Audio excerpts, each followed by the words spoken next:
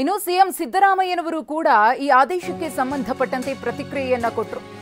ನಾನು ಯಾವುದೇ ತನಿಖೆಗೆ ಹೆದರೋದಿಲ್ಲ. ವಿಧಾನಸೌಧದಲ್ಲಿ ಸಿಎಂ ಸಿದ್ದರಾಮಯ್ಯನವರು ಮಾತನಾಡಿದ್ರು.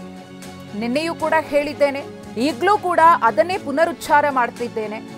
ಯಾವುದೇ ತನಿಖೆಯನ್ನ ನಾನು ಎದುರಿಸೋದಕ್ಕೆ ರೆಡಿ ಇದ್ದೀನಿ ಎಂದಿದ್ದಾರೆ.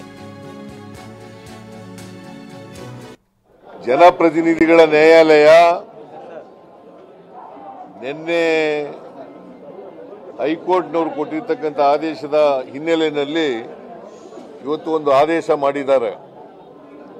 ಆದೇಶದ ಪ್ರತಿ ನನಗೆ ಸಿಕ್ಕಿಲ್ಲ. ಪೂರ್ಣ ಆದೇಶವನ್ನು ಓದಿದ ಮೇಲೆ ನಾನು ಸಂಪೂರ್ಣ ರಿಯಾಕ್ಟ್ ಮಾಡ್ತೀನಿ. ಅದರ ಮೇಲೆ ನಿಮ್ಮ ಕುತೂಹಲ ಅರ್ಥ ಆಗುತ್ತೆ. ನಾನು ಸಾಯಂಕಾಲ ಆಗುತ್ತೆ ಅದು ಸಿಕ್ಬೇಕಾದ್ರೆ. ನಾನು ಈಗ ಕೇರಳ ಕೊಟ್ಟಿದ್ದೀನಿ, ಅದರಿಂದ 6 ಗಂಟೆ ಮೇಲೆ ಸಿಕ್ಕದು. ಆ ಸಿಕ್ಕಿದ ಮೇಲೆ ಸಂಪೂರ್ಣ ರಿಯಾಕ್ಟ್ ಮಾಡ್ತೀನಿ. ಈಗಾಗಲೇ ನೆನ್ನೆ ಹೇಳಿದ್ದೀನಿ, ನಾವು ಇನ್ವೆಸ್ಟಿಗೇಷನ್ ಎದುರಿಸಲಿಕ್ಕೆ ತಯಾರಾಗಿದ್ದೀವಿ. ತನಿಖೆಗಳಿಗೆ ಯಾವುದಕ್ಕೂ ಕೂಡ ಎದುರಲ್ಲ.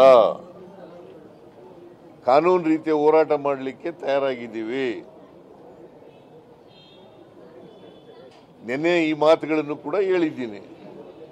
ಈಗಲೂ ಅದೇ ಮಾತುಗಳನ್ನು ಪುನರುಚ್ಚಾರ ಮಾಡ್ತಾ ಇದ್ದೀನಿ.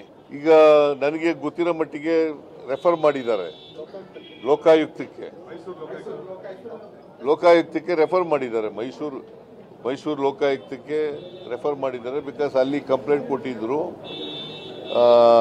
ದೂರುದಾರರು ಮೈಸೂರಿನವರು, ಮತ್ತು ಮೂಡ ಮೈಸೂರಿನಲ್ಲಿದೆ ಅಂತ ಮಾಡಿರಬೇಕು ಅಂತ ಅಂದ್ಕೊಂಡಿದ್ದೀನಿ ನಾನು.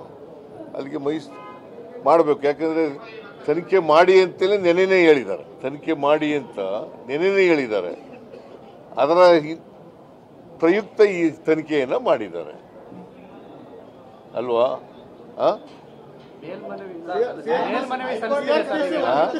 ಈ ಹೈಕೋರ್ಟ್ ಆದೇಶ ಮತ್ತೆ ಜನಪ್ರತಿನಿಧಿಗಳ ಆದೇಶ ಎರಡು ಪ್ರಶ್ನೆ ಮಾಡಿ ಏನಾದ್ರು ಮೇಲ್ಮನವಿ ಸಲ್ಲಿಸೋದಕ್ಕೆ ಏನಾದ್ರು ಪ್ಲಾನ್? ನಾವು ಇನ್ನೂ ಮಾತಾಡಿಲ್ವಲ್ಲಪ್ಪ. ಪೂರ್ಣ ಆದೇಶ ಸಿಕ್ಕಿದ ಮೇಲೆ ಅವೆಲ್ಲ ಮಾತಾಡೋದು. ಇನ್ನು ಇಂದು ಅಥವಾ ನಾಳೆ ಎಫ್ಐಆರ್ ದಾಖಲಿಸುವ ಸಾಧ್ಯತೆ ಇದೆ. ಮೈಸೂರು ಲೋಕಾಯುಕ್ತ ಎಸ್ಪಿ ಉದೇಶ್ರಿಂದ ಎಫ್ಐಆರ್ ಸಾಧ್ಯತೆ. ತನಿಖೆಯನ್ನ ಮಾಡಬೇಕಾಗಿರುವ ಹಿನ್ನೆಲೆಯಲ್ಲಿ ತನಿಖೆಯ ಭಾಗವಾಗಿ ಇವತ್ತು ಅಥವಾ ನಾಳೆ ಎಫ್ಐಆರ್ ದಾಖಲು ಮಾಡುವ ಸಾಧ್ಯತೆ. ಮೈಸೂರು ಲೋಕಾಯುಕ್ತ ಎಸ್ಪಿ ಉದೇಶ್ರಿಂದ ಸಿಆರ್ಪಿಸಿ ಸೆಕ್ಷನ್ 156 ಕ್ಲಾಸ್ 3 ಅಡಿ ತನಿಖೆಗೆ ಕೋರ್ಟ್ ಆದೇಶವನ್ನ ಕೊಟ್ಟಿದೆ. ಕೋರ್ಟ್ ಆದೇಶದ ಪ್ರತಿ ಲೋಕಾಯುಕ್ತ ಎಡಿಜಿಪಿಗೆ ರವಾನೆ. ಲೋಕಾಯುಕ್ತ ಎಡಿಜಿಪಿಯಿಂದ ಲೋಕಾಯುಕ್ತ ಐಜಿಪಿಗೆ ರವಾನೆಯಾಗುತ್ತೆ. ಐಜಿಪಿಯಿಂದ ಮೈಸೂರು ಲೋಕಾಯುಕ್ತ ಎಸ್ಪಿಗೆ ಕೋರ್ಟ್ ಆದೇಶದ ಪ್ರತಿ ತಲುಪುತ್ತೆ.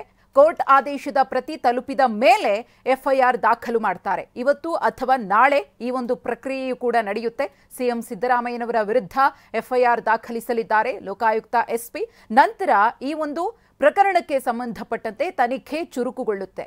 ಎಲ್ಲ ರೀತಿಯಲ್ಲೂ ಕೂಡ, ಎಲ್ಲ ಆಯಾಮಗಳಲ್ಲೂ ಕೂಡ ಈ ಒಂದು ಮುಡಾ ಹಗರಣ ನಡೆದಿದೆ ಅಂತ ಹೇಳಿ ದೂರನ್ನ ಕೊಟ್ಟಿದ್ರಲ್ಲ, ಈ ಒಂದು ಹಗರಣದ ಸತ್ಯಾಸತ್ಯತೆಯನ್ನ ಲೋಕಾಯುಕ್ತ ಅಧಿಕಾರಿಗಳು ಕೆದಕಲಿದ್ದಾರೆ. ಎಲ್ಲ ತನಿಖೆಯ ಪ್ರಕ್ರಿಯೆ ಮುಗಿದಾದ್ಮೇಲೆ ಈಗಾಗಲೇ ಕೋರ್ಟ್ ಆದೇಶ ಕೊಟ್ಟಿರುವಂತೆ ಡಿಸೆಂಬರ್ 24ಕ್ಕೆ ಸಂಪೂರ್ಣ ವರದಿಯನ್ನು ಕೂಡ ಸಲ್ಲಿಕೆ ಮಾಡಬೇಕು.